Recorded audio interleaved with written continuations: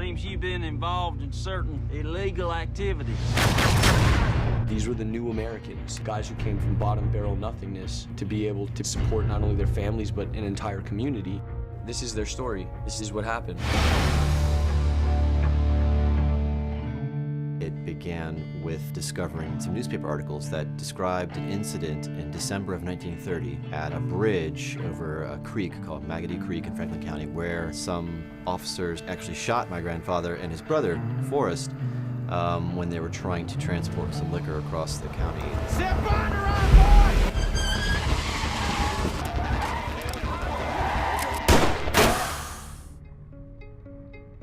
Since colonial period, there's a long-standing tradition of gentlemen farmers and poor farmers making their own liquor, and Franklin County was sort of an ideal location for moonshine.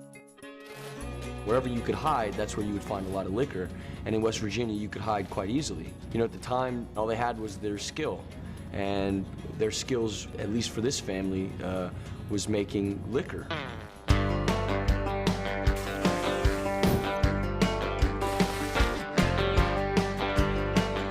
Franklin County, if you wanted to make any kind of extra money, there were a few possibilities. The more you talk to the people that were involved in bootlegging, they were all good people. They were just trying to get by. With a couple bags of sugar, you could make a product that you could sell. The problem came with Prohibition, and the fact that liquor was suddenly made illegal wasn't going to stop them. If anything, they just found an opportunity to actually make a lot of money out of it. When Prohibition comes into effect, it had a kind of unusual impact because suddenly there was more demand for the liquor they were producing. Prices went up, so money became better, and more people started making it. And it was sort of high times for Franklin County.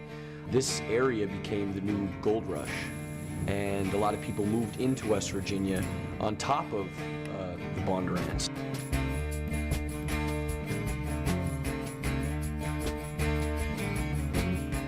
People weren't allowed to make alcohol or drink publicly, etc. So this whole idea of an underground society, I think, really kind of took off. And clearly, you know, the black market and the underground still exists to this day.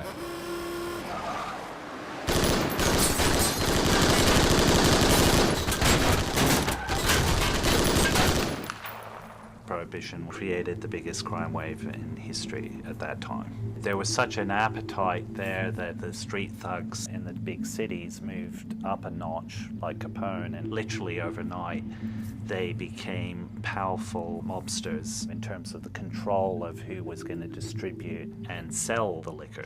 Action! This family, the Bondurants, were spearheading this rebellion in the 30s. Midnight run down a cold dark road. Fascinating time in American history. And it's all based on a true story, which makes it even more remarkable.